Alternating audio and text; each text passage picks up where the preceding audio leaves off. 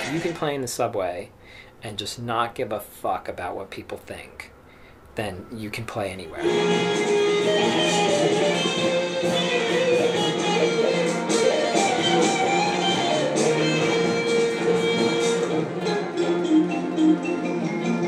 This is what's called priming the pump. This is like, you know, how you germinate your garden. You gotta put some seeds in there.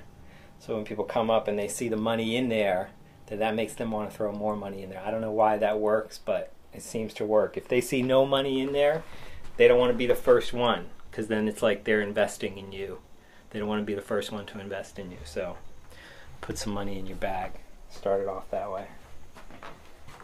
And I just leave it in there. Like, I wanted to get this kind of like shopping cart thing so I could push it around like a homeless person. And then I realized, like, if I attach this thing to the back, then I could fold it out and it just like kicks back like that, and then the speaker has better projection.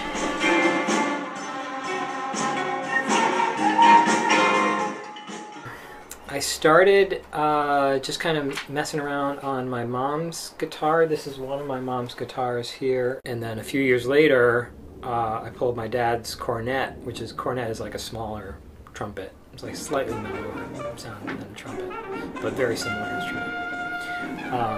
And so I pulled that out of the closet and started playing that. And, you know, he was like, "Son, this is not the kind of instrument you just pull out of the closet and start like playing around on. Like, you have to put years and years of practice into this before you can even just play like a decent melody." And I was like, "You don't know what you're talking about." But it turned out to be pretty accurate.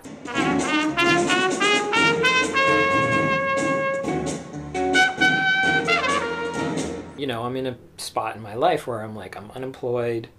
I don't have a day job. I don't really know what I'm going to do once my money runs out. What am I going to do to earn a living? And I think when you're faced with that, you tend to come up with a lot fewer excuses. It's scary to go out and play in the subway, but at the same time, like, well, maybe I could make some money doing that, maybe not enough to live on, but if I did that for a few hours a day and then I did something else for a few hours a day that was more lucrative, then I could sort of like bundle together some kind of income that I could pay my rent with.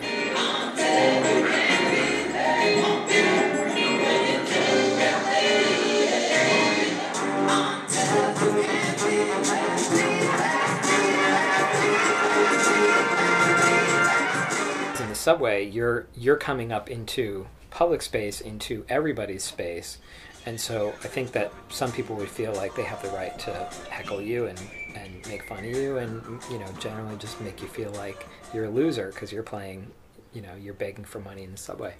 I think that's also a positive aspect of it, which is like, I think if you're going to be a musician or really like any kind of creative field, what you're putting out there is totally subjective.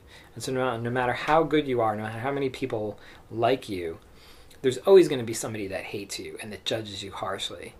And it's almost like when you think of, you know, like aversion therapy, you know, like where a therapist, if you have like an aversion to something, then they force you to like confront it head on. And I think that's what playing in the subway is.